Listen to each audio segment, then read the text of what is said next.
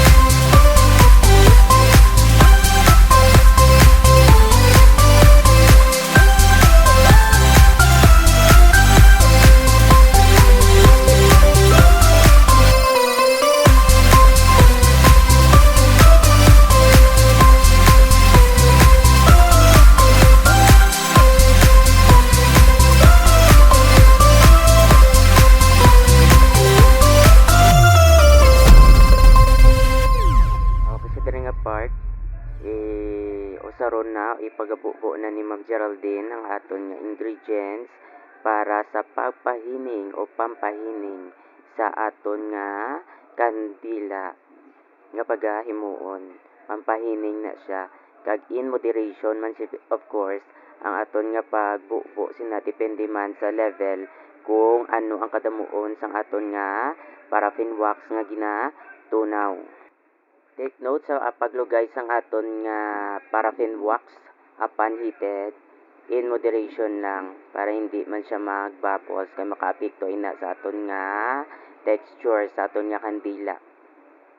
When selecting naman sa aton nga color sa aton nga candle at the end or aton nga finished product, mayara kita nga ready-made na nga mga powder in different color. Just select your favorite color, but in the absence of those powder, pwede kita kagamit sang aton nga crayons o crayola as alternative. Just select your favorite color kag iimpon ini sa pagluto sang aton nga paraffin wax.